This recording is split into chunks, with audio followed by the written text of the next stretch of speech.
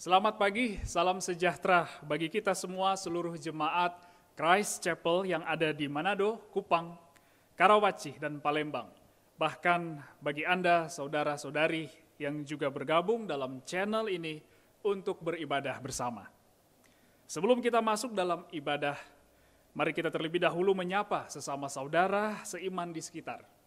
Bagi Anda yang mengikuti ibadah ini seorang diri, saya mengajak Anda dapat mengingat beberapa nama orang yang Anda rindukan untuk beribadah bersama dengan Anda saat ini.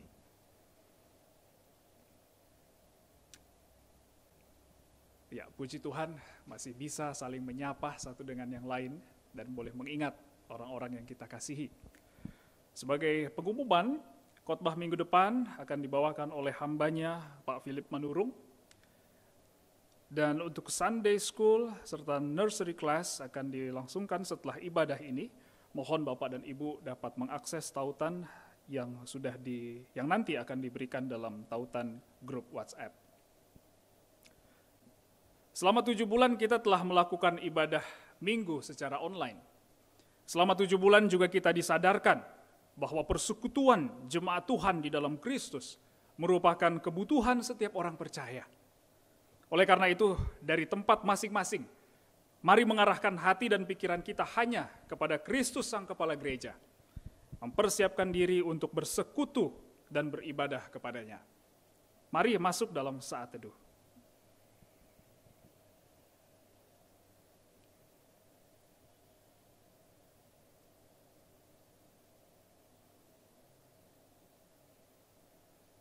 Saat teduh selesai.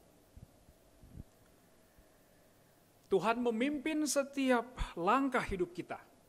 Mari kita bernyanyi untuk Tuhan melalui kidung yang berjudul Di Jalanku Ku Diiring.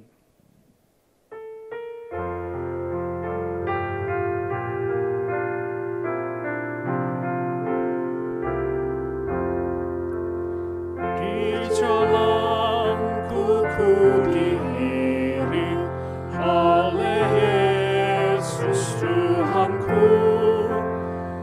Apakah yang kurang lagi jika Dia panduku? Diberi damai surgawi asal imanku teguh. Suka duka dipakainya untuk kebaikan. Suka duka dipakainya untuk kebaikanku.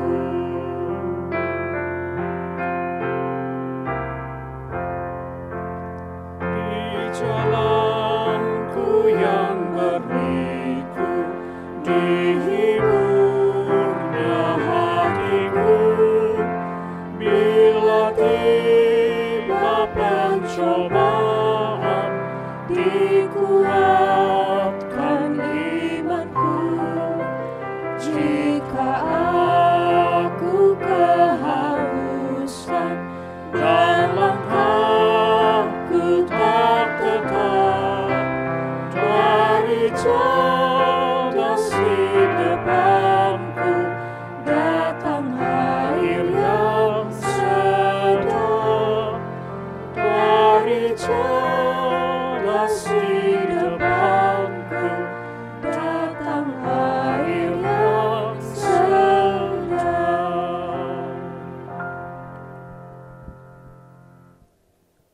Jemaat sekalian, Tuhan memanggil kita untuk beribadah. Mari kita bangkit berdiri. Kita membaca firman Tuhan dalam 1 Tawarikh pasal 29 ayat 10 sampai 13 secara bergantian. Lalu Daud memuji Tuhan di depan mata segenap jemaat itu. Berkatalah Daud, "Terpujilah Engkau ya Tuhan, Allahnya Bapa kami Israel, dari selamanya sampai selama-lamanya."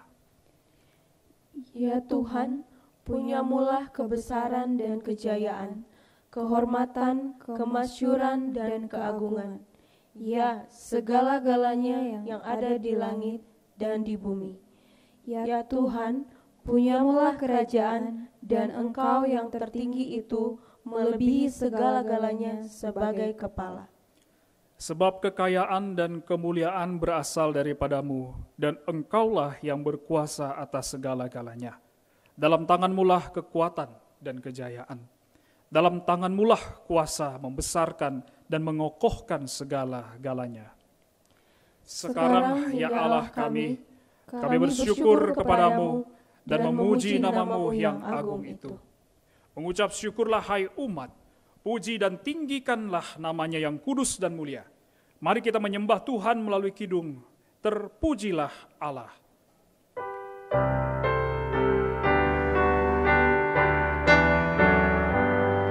Terpujilah Allah, hikmat-Nya besar, begitu kasih-Nya untuk dunia jemaat, sehingga diberilah Putranya kudus, mengangkat manusia serta menebus. Pujilah, pujilah, buatlah dunia bergemar, bergemar, mendengar suaranya. Dapatkanlah Allah demi Putranya, beri puji padanya sebab hikmat-Nya.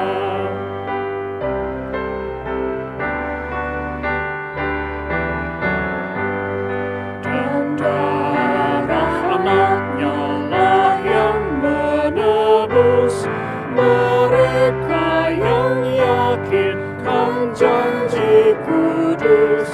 Dosanya betapapun juga keji, dihapus olehnya, dibasuh bersih. Pujilah, pujilah, buatlah dunia bergemar, bergemar, mendengar suaranya. Dapatkanlah Allah demi Putranya, dipuji padanya sebab hikmat-Nya.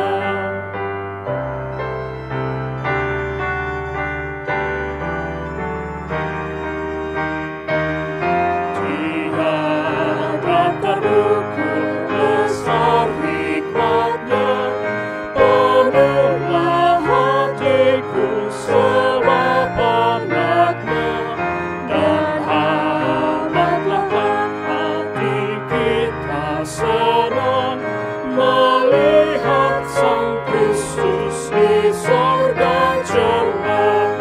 Pujilah, pujilah, buatlah dunia bergemar, bergemar, mendengar suaranya. Dapatkanlah Allah demi Putranya, beri puji padanya sebab hikmat-Nya. Jemaat Tuhan, mari kita bersatu di dalam doa. Mari kita berdoa. Terpujilah Bapa di sorga yang telah memberkati kami dan bahkan menyelamatkan kami dari belenggu dosa, serta yang membuat kami pada saat ini dapat memanggil-Mu Bapa melalui karya keselamatan yang dikerjakan oleh Tuhan Yesus Kristus. Engkau pun terus memimpin kami melalui Roh Kudus untuk memahami kebenaran firman-Mu yang kudus sebagai pedoman hidup mengasihi Allah Tritunggal dan mengasihi sesama. Terima kasih ya Bapa. Biarlah melalui ibadah ini nama Tuhan semakin dimuliakan. Biarlah umat-Mu dapat semakin mengerti apa yang menjadi kehendak Tuhan dan mengasihi Tuhan Sang Kepala Gereja. Dalam nama Tuhan Yesus Kristus yang telah mengajar kami berdoa demikian. Bapa kami di sorga, dikuduskanlah nama-Mu, datanglah kerajaan-Mu, jadilah kehendak-Mu di bumi seperti di sorga. Berilah kami pada hari ini makanan kami yang secukupnya, dan ampunilah kesalahan kami, seperti kami juga mengampuni orang yang bersalah kepada kami. Dan janganlah membawa kami ke dalam pencobaan, namun lepaskanlah kami daripada yang jahat. Karena Engkaulah yang empunya kerajaan dan kuasa dan kemuliaan sampai selama-lamanya. Amin. Kristus berkuasa atas segalanya. Biarlah semua ciptaan memuji Dia. Mari kita memuji Tuhan melalui kidung yang berjudul Only a Holy God.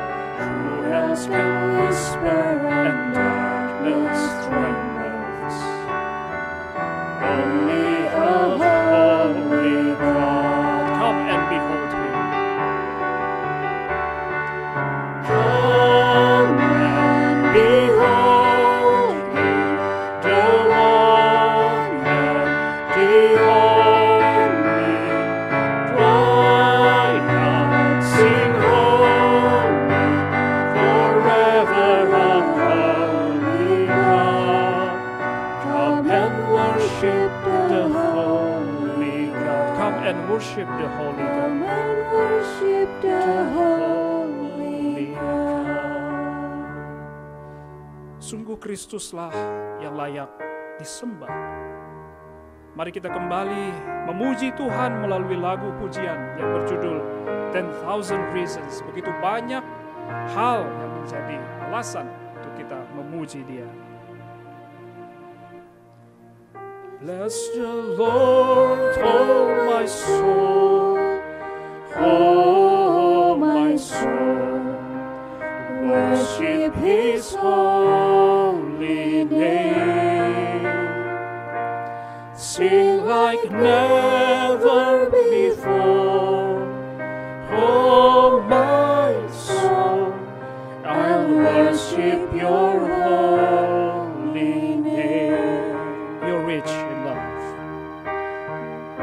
rich in love, and you're slow to anger. Your name is great, and your heart is kind.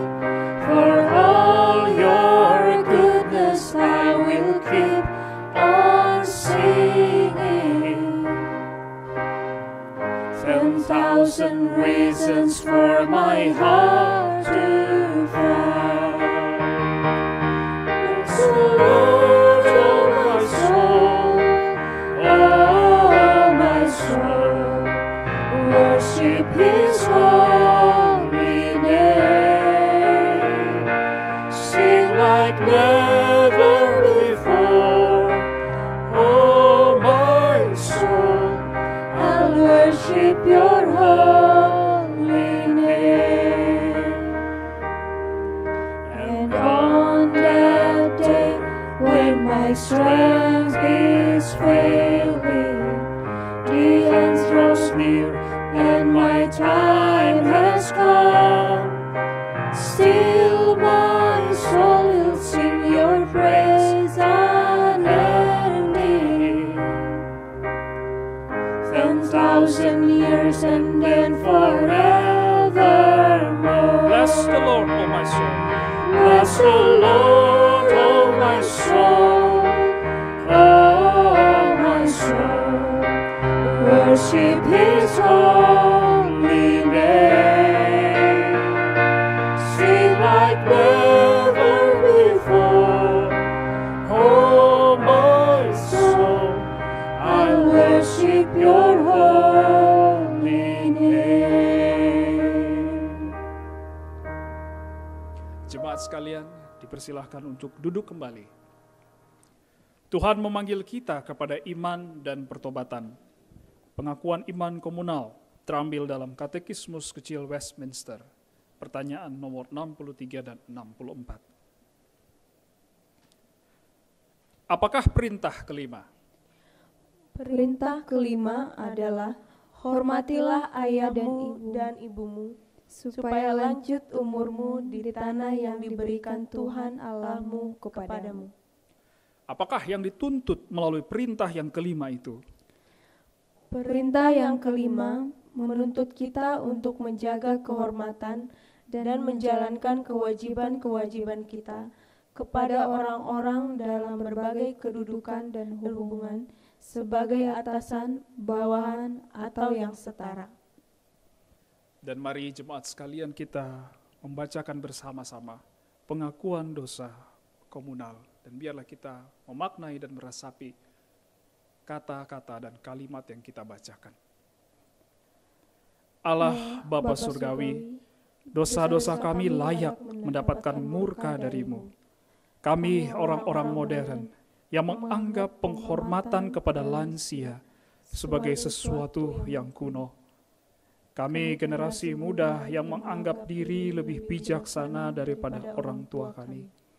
Kami cenderung berpandangan utilitarian dan hanya menghargai seseorang berdasarkan produktivitasnya. Seharusnya kami mencamkan ketetapan-Mu agar kami menghormati generasi senior kami sebagaimana kami menghormati-Mu. Ampuni kami atas keegoisan kami. Ampuni kekurang ajaran kami. Demi Kristus Tuhan kami. Amin. Dan mari jemaat sekalian kita masuk dalam pengakuan dosa pribadi. Ini waktunya bagi saudara-saudari sekalian untuk mengambil waktu doa pribadi dan mengaku dosa di hadapan Tuhan. Mari kita masuk dalam doa pengakuan dosa pribadi.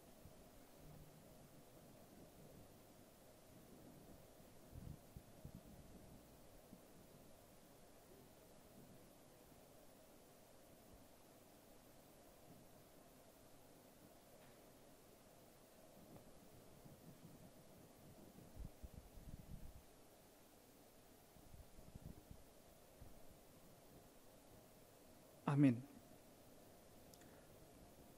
Jaminan pengampunan dosa, firman Tuhan terambil dalam kitab Ayub pasal 14 ayat 16 sampai 17. Dengarkanlah firman Tuhan. Sungguh pun engkau menghitung langkahku, engkau tidak akan memperhatikan dosaku. Pelanggaranku akan dimasukkan di dalam pundi-pundi yang dimeteraikan, dan kesalahanku akan kau tutup dengan lebah. Demikianlah firman Tuhan akan meneguhkan, memberikan penghiburan, penguatan bagi kita. Jemaat sekalian, mari kita bersama-sama berdoa terkait beberapa pokok doa dalam doa syafaat ini. Saya akan memimpin dalam doa. Mari kita berdoa. Kita berdoa untuk pertumbuhan jemaat dalam pengenalan yang benar akan Allah Tritunggal dan keteguhan iman di dalam Kristus. Mari kita berdoa. Tuhan, biarlah Roh Kudus terus menerangi hati dan pikiran kami ketika membaca dan merenungkan firman Tuhan. Tolonglah kami untuk menundukkan diri di bawah kuasa firman-Mu dan taat pada pimpinan-Mu. Pimpinlah kami untuk mengenal Engkau dengan benar sebagaimana yang telah Engkau nyatakan akan diri-Mu dalam Alkitab. Tolonglah gereja-Mu ini, Christ Chapel Manado, yang sedang mempersiapkan untuk melangsungkan ibadah minggu secara hybrid. Berikanlah hikmat dan kesatuan hati dalam jemaat untuk berjuang dan berhati-hati membangun persekutuan sebagai tubuh Kristus melalui ibadah komunal di setiap hari Minggu. Mari kita berdoa untuk pekabaran Injil di lingkup keluarga, pekerjaan daerah, nasional, dan global. Pakailah dan perlengkapilah gereja-Mu untuk menjadi saksi Kristus, mengabarkan Injil dimanapun kami berada dan berasal. Berkatilah setiap Christ Chapel dengan kesetiaan dan kasih kepada Kristus. Pakailah kehadiran setiap jemaat-Mu ini untuk memancarkan terang Kristus dan mampukanlah kami untuk berkata-kata sesuai dengan kebenaran firman-Mu, demi keselamatan orang-orang yang ada di sekitar kami. Mari kita berdoa untuk keluarga dan tetangga kita. Kiranya Engkau memberkati setiap kepala keluarga dengan kasih kepada Kristus, sehingga mereka dapat mengasihi keluarganya sebagaimana Kristus mengasihi jemaatnya dan memimpin keluarga kepada terang ilahi. Kiranya Engkau memberkati ya Tuhan setiap istri dengan hikmat dan bijaksana untuk mendampingi suami dalam memimpin keluarga, dan memberkati setiap istri dengan kekuatan untuk menopang keluarga. Kiranya Engkau ya Tuhan memberkati setiap anak-anak dengan sikap hormat dan takut akan Tuhan, serta keberanian untuk tampil sebagai anak-anak terang dan damai. Kiranya Engkau ya Tuhan memberkati setiap jemaat yang lanjut usia. Biarlah kehidupan mereka semakin bersemi dan keberadaan mereka menjadi saksi akan kesetiaan Tuhan terhadap umat pilihannya. Kuatkanlah dan teguhkanlah iman mereka. Kiranya Engkau memberkati tetangga kami dengan kasih kepada sesama dan pengenalan akan Engkau, khususnya bagi mereka yang belum percaya, sesuai dengan kasih karunia Tuhan kepada mereka. Kiranya Engkau memberkati saudara-saudari kami yang berulang tahun di minggu ini. Biarlah kehidupan mereka menjadi kesaksian akan pemeliharaan Tuhan. Kiranya Engkau memberkati anggota keluarga kami yang sedang sakit maupun yang dalam proses pemulihan. Hiburkanlah hati mereka dengan pengharapan dan keintiman di dalam Engkau, serta kuatkanlah tubuh mereka. Mari kita berdoa untuk bangsa dan negara Indonesia. Ya Bapa, kuatkanlah bangsa dan negara Indonesia dalam menghadapi tantangan zaman ini. Pakailah pemimpin bangsa ini untuk mendatangkan kesejahteraan bagi negara Indonesia. Berbelas kasihanlah ya Tuhan bagi bangsa ini. Berbelas kasihanlah bagi kota Manado. Dan kami sementara bergumul Tuhan, bagaimana menangani COVID-19 ini. Tolong jemaat-Mu, tolonglah orang-orang secara khusus yang ada di kota Manado Tuhan, untuk betul-betul serius Tuhan menangani hal ini.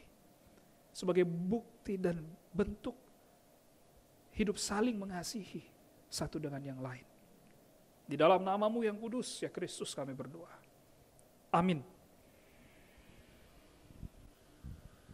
Tiba saatnya kita untuk memberikan persembahan. Dan sebelum kita memberikan persembahan, dengarkanlah firman Tuhan yang terdapat dalam 1 Tawarik pasal 16 ayat 29. Demikianlah firman Tuhan.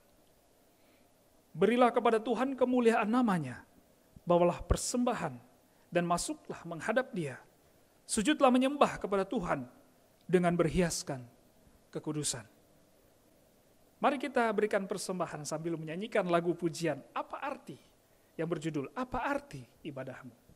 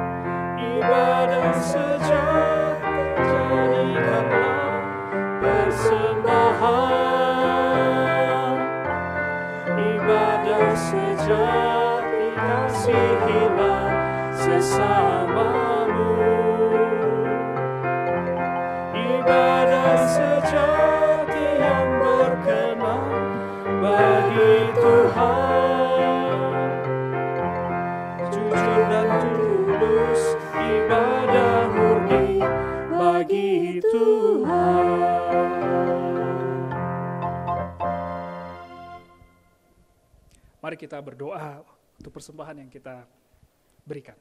Mari kita satu dalam doa. Tuhan, kami memberikan persembahan di pagi hari ini.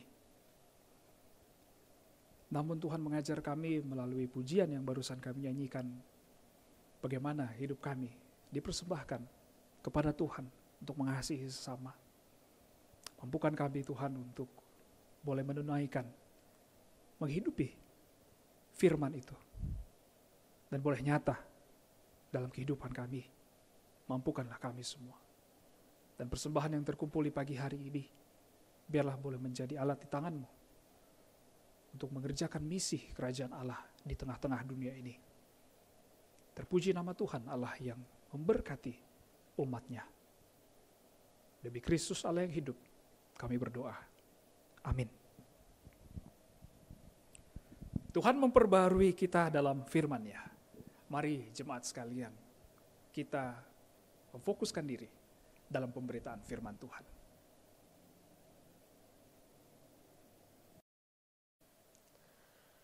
Selamat pagi Bapak Ibu Saudara-saudara sekalian. Kita kembali akan membaca dan merenungkan firman Tuhan. Kita bersyukur untuk kesempatan di pagi hari ini. Bapak Ibu Saudara, pagi ini kita akan melanjutkan eksposisi kita dari 1 Tesalonika pasal 4 ayat 1 sampai 8. Mari kita siapkan Alkitab kita. Kita membaca bagian Alkitab ini 1 Tesalonika pasal 4 ayat 1 sampai 8.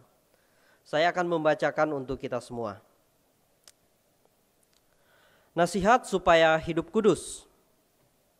Akhirnya saudara-saudara, kami minta dan nasihatkan kamu dalam Tuhan Yesus. Kamu telah mendengar dari kami bagaimana kamu harus hidup supaya berkenan kepada Allah. Hal itu memang telah kamu turuti, tetapi baiklah kamu melakukannya lebih bersungguh-sungguh lagi. Kamu tahu juga petunjuk-petunjuk mana yang telah kami berikan kepadamu atas nama Tuhan Yesus. Karena inilah kehendak Allah, pengudusanmu, yaitu supaya kamu menjauhi percabulan, supaya kamu masing-masing mengambil seorang perempuan menjadi istrimu sendiri dan hidup di dalam pengudusan dan penghormatan, bukan di dalam keinginan hawa nafsu, seperti yang dibuat oleh orang-orang yang tidak mengenal Allah. Dan supaya dalam hal ini orang jangan memperlakukan saudaranya dengan tidak baik atau memperdayakannya. Karena Tuhan adalah pembalas dari semuanya ini, seperti yang telah kami katakan dan tegaskan dahulu kepadamu. Allah memanggil kita bukan untuk melakukan apa yang cemar, melainkan apa yang kudus. Karena itu siapa yang menolak ini bukanlah menolak manusia, melainkan menolak Allah yang telah memberikan juga rohnya yang kudus kepada kamu. Demikian firman Tuhan. Kita akan merenungkan pembacaan Alkitab ini di bawah judul Hidup yang berkenan bagi Allah. Mari kita mohon pimpinan Tuhan dalam doa. Mari kita berdoa. Kami bersyukur berterima kasih ya Tuhan untuk kesempatan di pagi hari ini. Kami kembali bersama-sama boleh menaikkan pujian kami, menaikkan doa syukur kami, syafaat kami kepadamu. Dan kami sudah membaca firman-Mu ya Tuhan. Selanjutnya kami mohon biarlah Engkau yang terus menuntun dan menolong kami, supaya kebenaran firman-Mu boleh kami mengerti. Pimpin dan sertai umat-Mu ya Tuhan di tempat masing-masing. Berkati juga hamba-Mu yang akan menyampaikan firman-Mu. Dalam nama Tuhan Yesus kami berdoa. Amin. Saudara, hidup yang berkenan bagi Allah. Hidup yang berkenan bagi Allah hanya mungkin terjadi karena Allah sendiri yang melayakkan hidup itu bagi dia. Hidup yang berkenan bagi Allah berarti hidup yang dilakukan karena mengenal siapa Allah yang sejati. Hidup siapa saudara? Hidup saudara dan saya. Apakah hidup kita berkenan bagi Allah? Bagaimana kita merenungkan hidup kita saat ini? Saudara, dalam bagian yang kita baca pada pagi hari ini merupakan nasihat bagaimana umat Allah perlu menjalankan hidup yang berkenan bagi Allah itu sendiri. Kita telah membaca perintah dan peringatan yang disampaikan oleh Rasul Paulus kepada jemaat di Tesalonika. Jemaat yang olehnya Paulus bersukacita, bersemangat, mendapat gairah dalam pelayanannya. Jemaat Tesalonika menjadi jemaat yang dirindukan oleh Paulus. Walaupun mereka adalah jemaat yang kecil dan baru menjadi percaya kepada Injil Kristus. Sebelumnya kita telah membaca ucapan syukur untuk iman, kasih, dan harapan orang Tesalonika. Ini dalam pasal-pasal awal dari pembacaan Tesalonika ini. Paulus bersyukur kepada Tuhan bahwa orang Tesalonika membuktikan tanda-tanda penting dari kehidupan Kristen. Dari iman, pengharapan, dan kasih mereka. Jadi kita sudah melihat Paulus mengapresiasi, bersyukur untuk hal-hal yang dilakukan oleh jemaat Tesalonika ini. Nah, Paulus memerintahkan di bagian yang kita baca, memerintahkan jemaat untuk menjalankan hidup yang berkenan bagi Allah. Hal ini tertulis dalam ayat 1 yang kita baca tadi, Bapak Ibu. Saya akan bacakan sekali lagi untuk kita. Akhirnya saudara-saudara, kami minta dan nasihatkan kamu dalam Tuhan Yesus. Kamu telah mendengar dari kami bagaimana kamu harus hidup supaya berkenan kepada Allah. Hal itu memang telah kamu turuti, tetapi baiklah kamu melakukannya lebih sungguh-sungguh lagi. Saudara, perintah ini ternyata bukan hal yang asing atau hal yang baru yang disampaikan oleh Paulus kepada jemaat. Ini perintah yang sudah diketahui oleh jemaat. Dan ini perintah yang jemaat sudah lakukan. Namun Paulus menekankan hal ini kembali untuk mereka lakukan dengan lebih sungguh. Nah, ternyata hidup yang berkenan bagi Allah tidak terjadi satu kali saja. Hidup yang berkenan bagi Allah bukan proses yang berhenti pada satu titik saja. Ternyata hidup yang berkenan bagi Allah menjadi proses atau merupakan proses yang terus-menerus dibaharui. Proses yang terus-menerus dilakukan dengan bersungguh-sungguh. Mengapa demikian, saudara? Karena kita orang Kristen seringkali sudah tahu apa yang benar, tapi tidak melakukannya. Nah, mungkin kita sudah tahu apa yang benar, kita sudah lakukan. Dan ternyata dalam perenungan kita di pagi hari ini, ketika kita sudah tahu dan sudah melakukannya, kita perlu terus melakukannya dengan lebih serius. Contohnya apa, saudara? Contohnya cara kita beribadah kepada Tuhan hari ini. Nah, ini mungkin saya coba utarakan kepada kita semua. Bagaimana kita menjalankan sesuatu yang benar itu setiap hari, proses terus-menerus dan lebih bersungguh-sungguh. Apakah saudara serius dan bersungguh-sungguh mengikuti ibadah ini?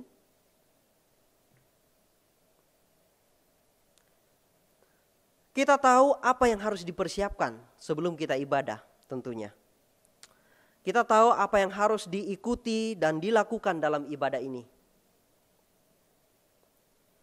Bapak Ibu, memang menjadi tantangan bahwa kita tidak berkumpul dengan rekan-rekan yang lain dalam proses ibadah kita. Tetapi Bapak Ibu, sikap hati kita harus diarahkan kepada Tuhan yang layak kita sembah saat kita berkumpul ataupun saat kita seorang diri. Sikap hati kita, Bapak Ibu. Mari kita mengambil waktu yang terbaik kita, mempersiapkan diri kita dengan serius mengikuti ibadah, dan fokus sikap hati kita untuk menghormati Tuhan kita dalam ibadah. Selanjutnya, apa saja kebenaran yang sungguh-sungguh telah kita lakukan? Ingat saudara, tidak hanya sampai pada pengetahuan saja. Kebenaran harus ada dalam tindakan, dan tindakan ini perlu terus dilakukan dengan sungguh-sungguh. Itulah ketaatan kita. Hari ini saya mengajak Bapak Ibu semua, saudara-saudara sekalian untuk melakukan kebenaran yang telah kita ketahui, sebagaimana permohonan Paulus kepada jemaat di Tesalonika. Dalam ayat 2, Paulus juga mengatakan bahwa jemaat Tesalonika telah mengetahui petunjuk-petunjuk apa saja yang telah disampaikan dalam terang Injil Kristus. Kita bisa mengintip ini dari interaksi yang terjadi antara Paulus dan jemaat ketika Paulus berada di Tesalonika. Nah, cuplikan kisahnya kita bisa lihat dari Kisah Rasul pasal 17 ayat 3. Nah, ini waktu Paulus berada di Tesalonika. Kita membaca bahwa Paulus menerangkan kepada mereka dan menunjukkan bahwa Mesias harus menderita dan bangkit dari antara orang mati. Jadi ada penekanan tentang siapa Mesias, siapa Kristus yang menderita dan bangkit. Dialah Mesias itu. Nah, saudara, ini juga perintah yang saya perhatikan dan penting untuk kita perhatikan dengan lebih sungguh-sungguh. Bahwa Yesus Kristus adalah Mesias. Mesias satu-satunya dan dialah yang berotoritas bagi hidup kita. Kemudian kita lanjut dalam pemaparan selanjutnya dalam ayat 3. Paulus menekankan apa yang merupakan kehendak Allah. Pengudusan jemaat supaya menjauhi percabulan. Nah, dalam terjemahannya ini menggunakan kata porneia. Ini merujuk pada perzinahan, percabulan atau amoralitas seksual. Kemudian dalam ayat 4 kita membaca, supaya kamu masing-masing mengambil seorang perempuan menjadi istrimu sendiri dan hidup dalam pengudusan dan penghormatan. Dalam terjemahan lain, misal dari ESV, ditulis seperti ini. That each one of you know how to control his own body in holiness and honor.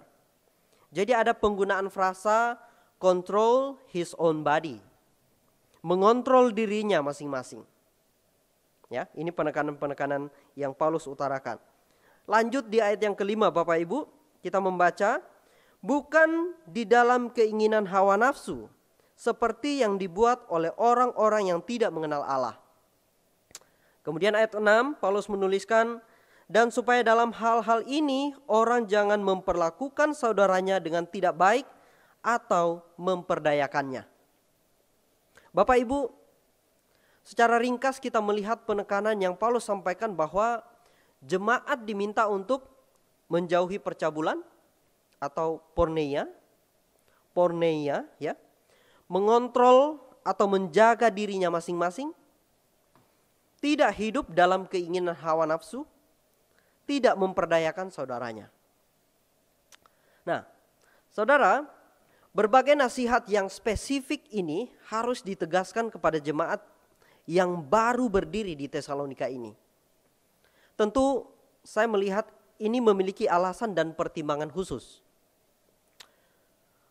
Apakah mungkin ada indikasi bahwa cara hidup ini ya menjadi godaan dan tantangan bagi jemaat di Tesalonika? Dalam mengumpulkan bagian ini saudara dan membaca sumber-sumber yang menolong, dikatakan bahwa nasihat ini memang diberikan untuk mengingatkan jemaat agar memelihara kehidupan seks yang kudus atau tidak dikuasai oleh hawa nafsu. Jadi ada penekanannya, memelihara kehidupan seks yang kudus atau tidak dikuasai oleh hawa nafsu. Nah, sebagaimana latar belakang jemaat yang sebelumnya adalah penyembah-penyembah berhala, ya.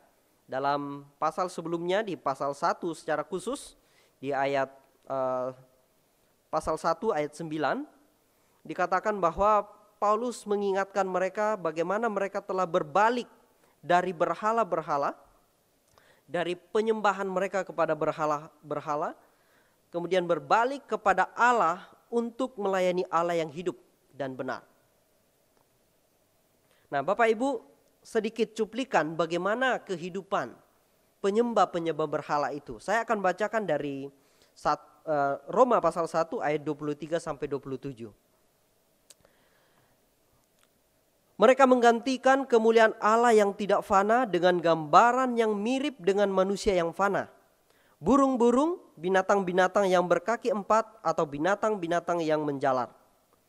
Karena itu Allah menyerahkan mereka kepada keinginan hati mereka akan kecemaran, sehingga mereka saling mencemarkan tubuh mereka. Sebab mereka menggantikan kebenaran Allah dengan dusta dan memuja dan menyembah makhluk dengan melupakan penciptanya yang harus dipuji selama-lamanya. Karena itu Allah menyerahkan mereka kepada hawa nafsu yang memalukan. Sebab istri-istri mereka menggantikan persetubuhan yang wajar dengan yang tak wajar. Demikian juga suami-suami meninggalkan persetubuhan yang wajar dengan istri mereka dan menyala-nyala dalam berahi mereka seorang terhadap yang lain. Sehingga mereka melakukan kemesuman laki-laki dengan laki-laki, dan karena itu mereka menerima dalam diri mereka balasan yang setimpal untuk kesesatan mereka. Gambaran bagaimana mereka yang hidup dalam penyembahan berhala-berhala. Nah, di sini kita melihat bahwa ada antisipasi untuk menolong jemaat untuk tidak kembali kepada cara hidup yang lama dan sia-sia ini.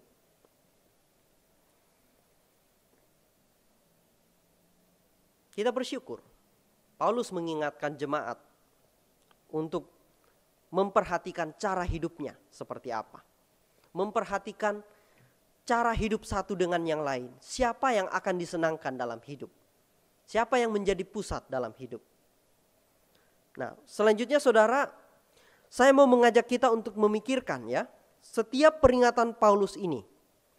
Mari kita memikirkan tentang bagaimana memelihara kehidupan seks yang kudus atau tidak dikuasai oleh hawa nafsu. Menjauhi percabulan, mengontrol atau menjaga diri masing-masing, menguasai diri. Tidak hidup dalam keinginan hawa nafsu. Tidak memperdayakan saudara, orang lain di sekitarnya. Saudara, ini juga terus menjadi pergumulan dalam kehidupan modern sekarang, bukan? Tadi kita menaikkan pengakuan bagaimana kita memiliki sikap hormat kepada orang yang lebih senior, orang yang lebih tua. Dan dalam kehidupan modern sekarang,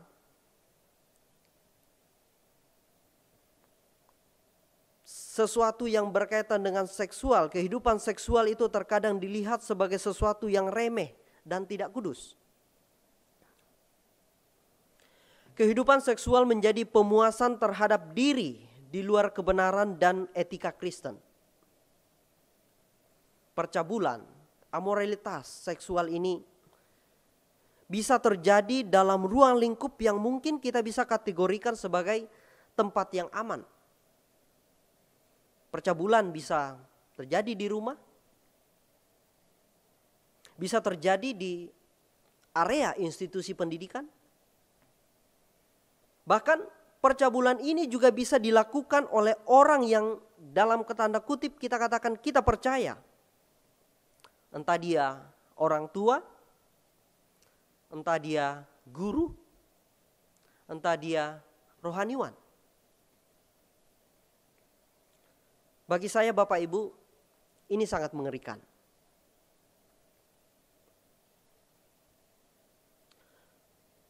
Selanjutnya, saudara, saya melihat bahwa ini makin nyata dalam kehidupan kita sekarang ini.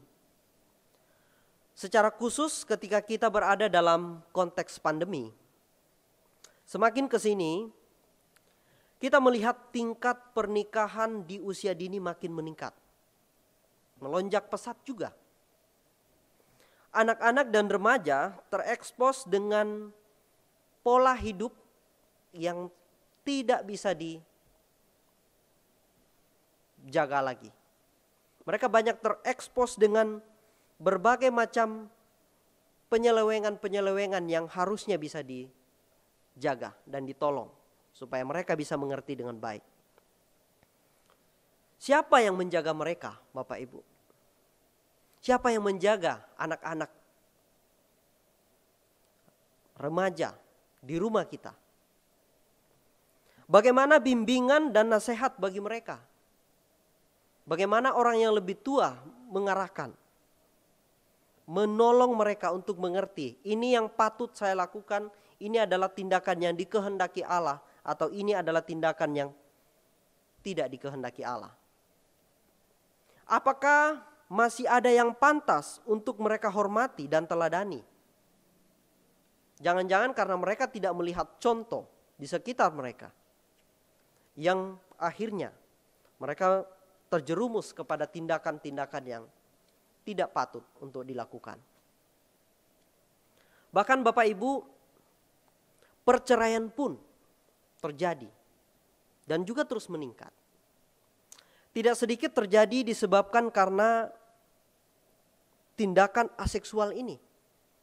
Adanya tindakan yang tidak setia, ada praktek tidak setia kepada pasangan.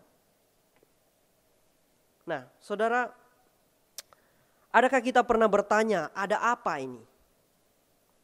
Bagaimana kemerosotan ini begitu besar dalam kehidupan kita? Atau sadarkah kita dengan kemerosotan yang terjadi dalam hidup kita? Dalam komunitas kita? Dan bagaimana kita sebagai keluarga, sebagai gereja menyikapinya, sebagai pribadi yang mengenal kebenaran, bagaimana kita menyikapinya? Saudara sekalian, kita perlu menjaga anak-anak dan keluarga kita untuk memiliki hidup yang kudus bagi Tuhan. Nah, selanjutnya mari kita lihat, saya mau mengajak kita bersama-sama melihat akar dan titik persoalan kemerosotan ini ada di mana.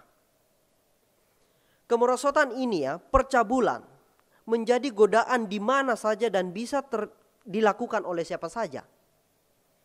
Kemerosotan ini bukan hanya godaan orang-orang yang belum menikah atau single ya.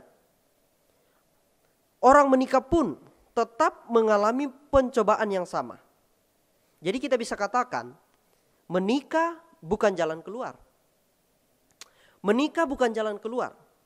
Karena tujuan menikah bukan untuk memuaskan seksualitas.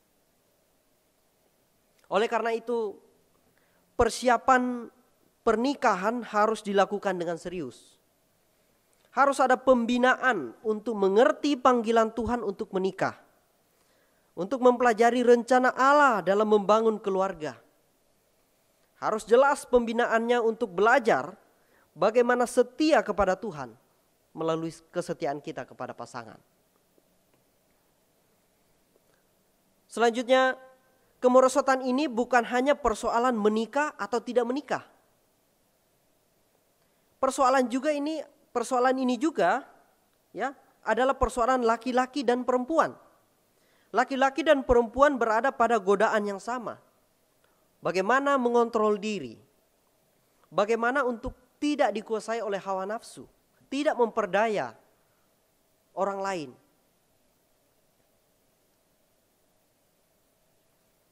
Jadi sekali lagi saudara, kemerosotan seksual ini tidak bisa dibereskan dengan jalan menikah. Secara praktis harus menikah, ya. Jangan kita menganggap bahwa setelah menikah maka persoalan aseksual itu akan selesai.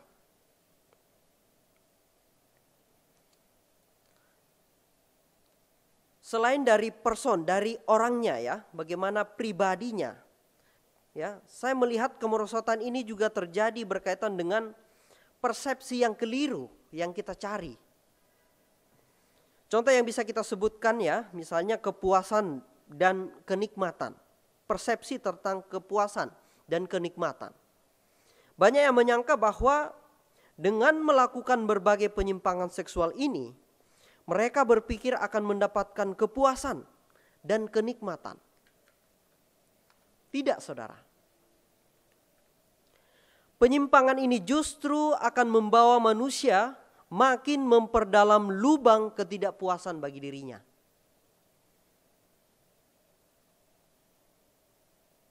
Karena sesungguhnya tindakan penyimpangan seksual sedang menjauh dari sumber kepuasan yang sejati.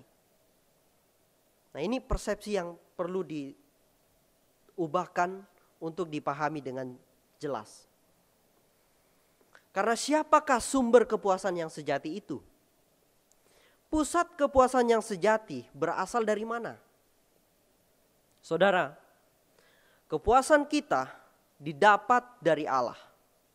Kenikmatan yang perlu kita cari adalah kenikmatan di dalam Allah. Menikmati Dia selama-lamanya, bukan menikmati dunia ini. Saudara, sebelum Rasul Paulus sampai pada detail persoalan ini yang dia sampaikan kepada jemaat untuk menjaga hidup kudus dengan menghindari percabulan, dia telah menekankan pengajaran yang telah jemaat dengar dan terima di dalam Yesus, dan prinsip kebenaran ada dalam diri jemaat. Mereka ketahui dan mereka lakukan. Oleh karena itu Bapak Ibu, saya melihat bahwa ini pola yang penting dan bisa kita lihat ya, bahwa kita perlu memiliki satu kesadaran bahwa pikiran kita harus diarahkan kepada Allah. Mengetahui kebenaran, mengetahui apa yang Dia kehendaki, dan kita mengenal Dia. Prinsipnya begitu. Fokuskan hidup kita kepada Tuhan, mengenal Dia, maka ini akan menolong kita bagaimana menjalankan hidup yang sesuai dengan kehendak-Nya. Nah, saudara, selanjutnya kita juga bisa melihat hal-hal penting yang disampaikan oleh Paulus di tengah-tengah peringatannya, di tengah-tengah penjelasannya untuk menjaga hidup kudus kepada jemaat. Nah, hal yang pertama kita bisa lihat dalam ayat 4. Hidup di dalam pengudusan dan penghormatan. Ya. Kita perlu ingat bahwa kita hidup di hadapan Allah dan Dia mengetahui apa yang kita lakukan. Hal penting berikutnya kita bisa perhatikan dalam ayat 5. Ya. Bukan di dalam keinginan hawa nafsu seperti yang dibuat oleh orang-orang yang tidak mengenal Allah. Jadi memang ada perbedaan yang jelas antara penyembah berhala dan penyembah Allah yang sejati. Saudara, saya melihat ini satu kunci yang perlu kita perhatikan. Bahwa kuncinya di sini adalah mengenal Allah. Orang yang tidak mengenal Allah akan terjerat dan menikmati kehidupan yang dipenuhi dengan hawa nafsu. Tetapi orang yang mengenal Allah akan hidup bagi kemuliaannya. Pertanyaannya bagi kita semua, sudahkah kita mengenal Allah? Sekali lagi, ini pertanyaan untuk kita semua. Sudahkah kita mengenal Allah? Saudara, di akhir ayat 6 kita membaca, karena Tuhan adalah pembalas dari semuanya ini, seperti yang telah kami katakan dan tegaskan dahulu kepadamu. Peringatannya jelas dan tegas. Secara khusus bagi yang menipu dan memperdaya orang lain demi kepuasan seksualnya secara pribadi. Memperdaya orang lain, memperdaya orang-orang di sekitarnya. Saudara, Tuhan adalah pembalas atas semuanya ini. Di sini dikatakan bahwa ada murka Allah terhadap perilaku yang menyimpang ini.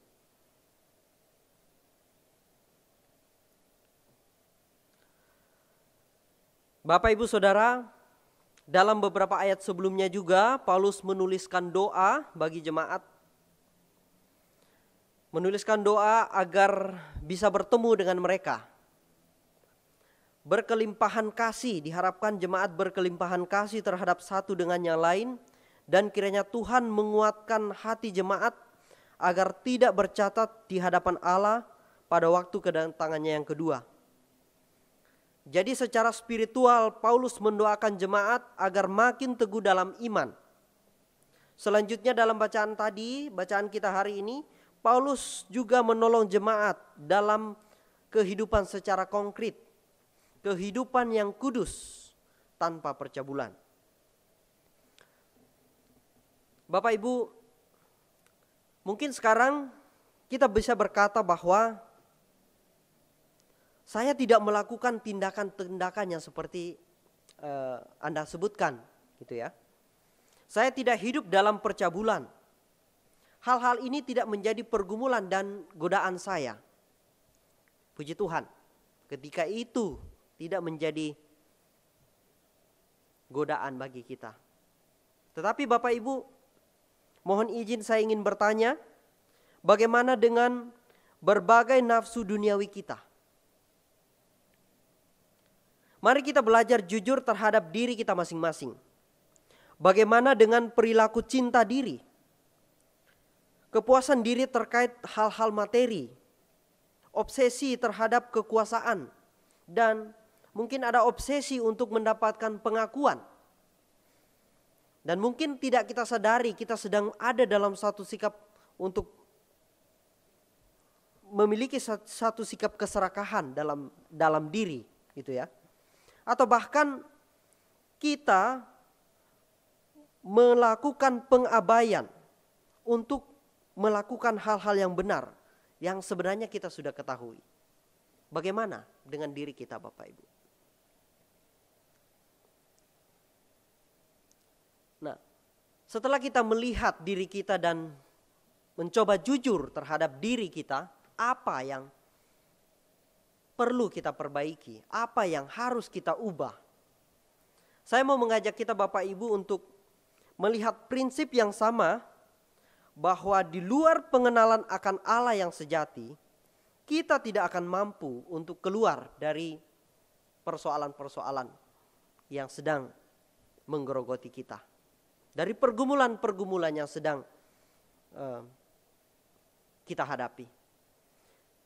Di luar pengenalan akan Allah yang sejati, kita tidak bisa.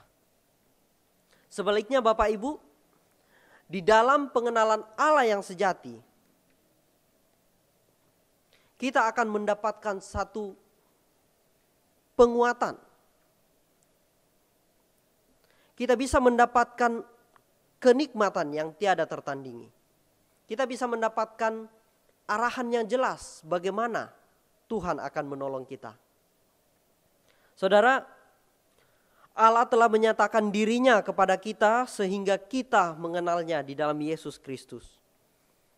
Yesus Kristus adalah Mesias yang datang ke dunia, menderita bahkan sampai mati di kayu salib. Tetapi pada hari ketiga ia bangkit, naik ke sorga dan duduk di sebelah kanan Allah Bapa.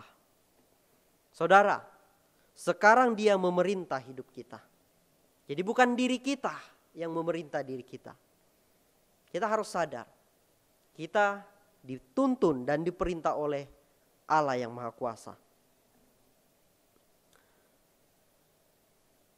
Saudara, mengenal Allah akan menolong kita untuk tidak dikuasai oleh keinginan hawa nafsu. Mengenal Allah berarti kita mengerti apa yang Dia kehendaki. Pusat hidup kita bukan pada diri, melainkan pada Allah. Kita memiliki satu cara hidup yang menghormati sesama dengan penuh hormat dan kasih. Mengenal Allah berarti kita mengerti panggilan kita untuk hidup kudus bagi Dia. Paulus menekankan poin ini dalam ayat 7. Allah memanggil kita bukan untuk melakukan apa yang cemar, melainkan apa yang kudus. Hidup kudus adalah hidup yang berkenan bagi Allah. Namun mungkin Bapak Ibu kita juga sampai pada satu pertanyaan bahwa apakah saya bisa melakukannya?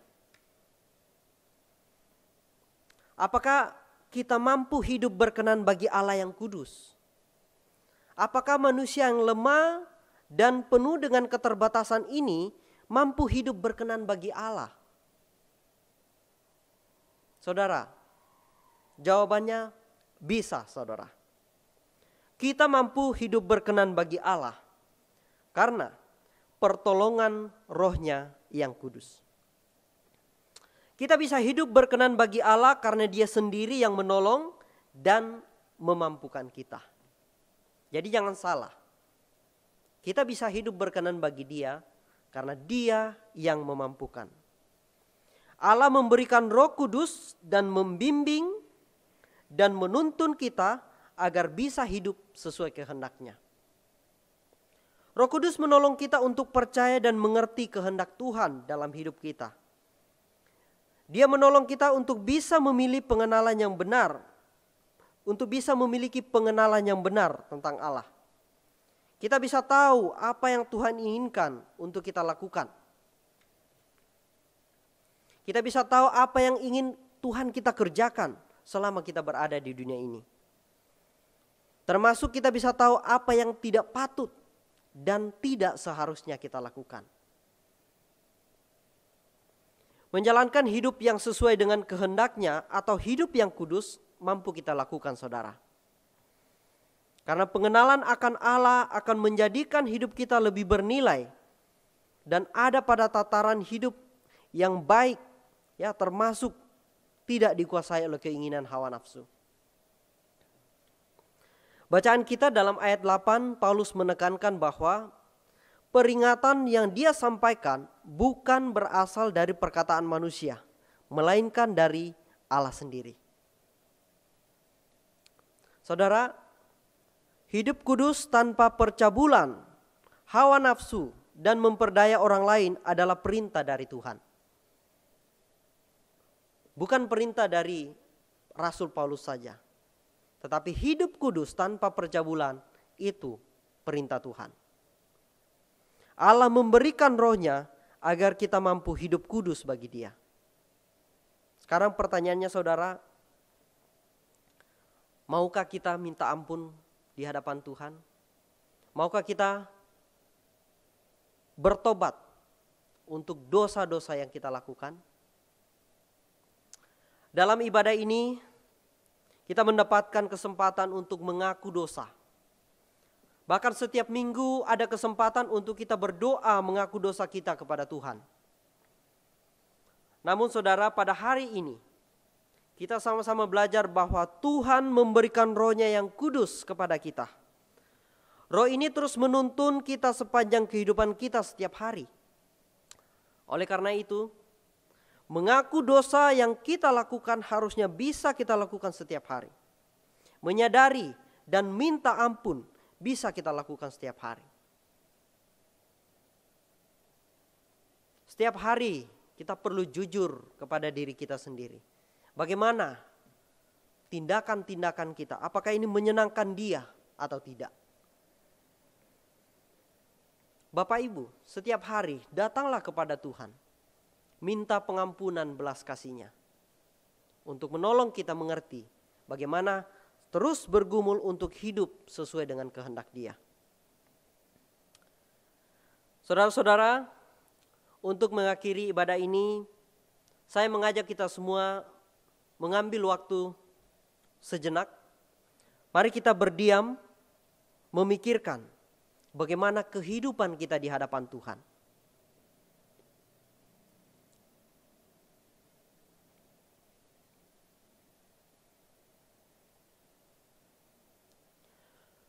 Mungkin kita masih bergumul dengan berbagai macam godaan hawa nafsu duniawi dalam hidup kita. Saudara, jika masih ada kebiasaan hidup yang harus kita ubah, mari kita datang kepada Allah. Dia memberikan anugerah-Nya di dalam Yesus Kristus. Dia memberikan Roh Kudus agar engkau mampu menyadari kesalahanmu, agar engkau bisa datang kepadanya, agar engkau mampu mengenal Dia dan hidup berkenan bagi Dia. Amin. Selanjutnya Bapak Ibu, mari bersama-sama kita berdoa, bersyukur untuk perenungan yang kita ikuti bersama. Mari kita berdoa. Bapa dalam surga, kami bersyukur untuk anugerah-Mu dalam Yesus Kristus. Kami bersyukur untuk Roh Kudus yang Kau berikan kepada kami, menyadarkan kami akan kesalahan kami, dan menolong kami untuk datang kepada Engkau, mengaku segala dosa dan pelanggaran kami. Dan Roh Kudus yang menolong kami untuk mengenal Engkau, dan memimpin kami untuk hidup berkenan bagi-Mu. Terima kasih ya Tuhan, untuk firman yang boleh kami renungkan bersama. Biarlah ya Tuhan, Engkau terus memimpin dan menolong kami ketika kami menjalani setiap hari-hari kami ke depan ini. Dalam nama Tuhan Yesus, kami berdoa. Amin.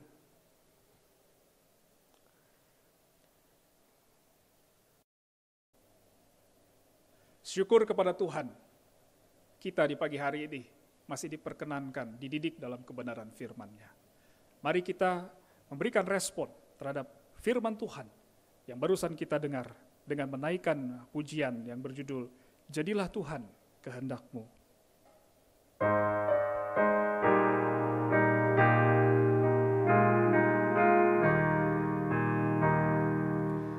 Jadilah Tuhan kehendak-Mu, Kaulah penjunanku tanahnya.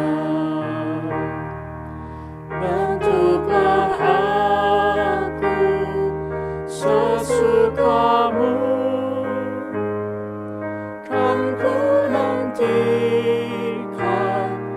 dan berserah.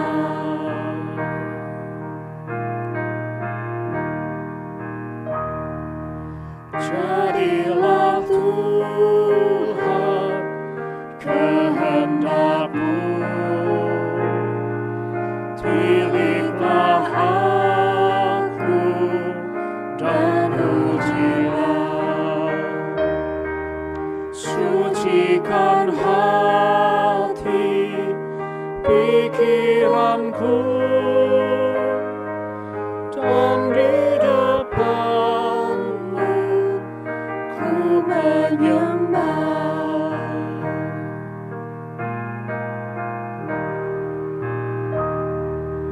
Jadilah Tuhan kehendak-Mu, seluruh hidupku kuasailah. Berilah Roh-Mu kepadaku, agar terang Kristus pun nyatalah.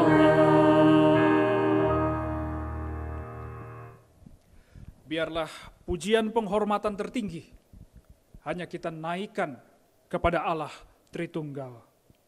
Mari kita naikkan doksologi.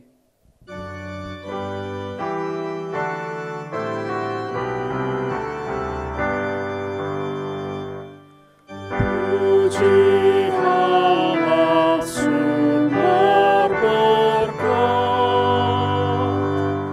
puji Dia hai swaciptaan, puji Dia hai malaikat, puji Bapa, Putra dan Roh.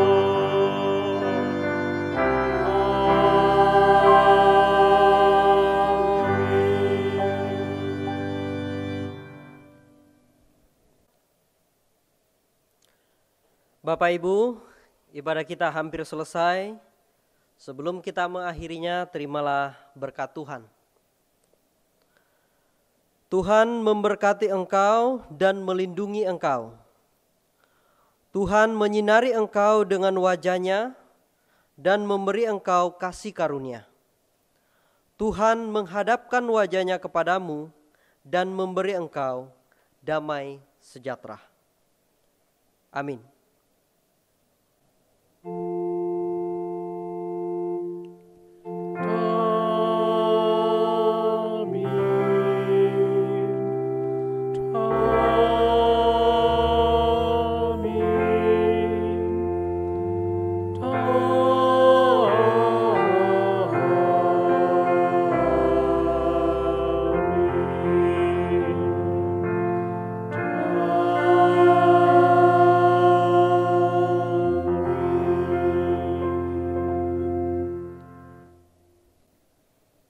Amin. Ibadah telah selesai, mari kita menikmati persekutuan bersama orang-orang terkasih yang Ia hadirkan di sekeliling kita. Tuhan Yesus memberkati.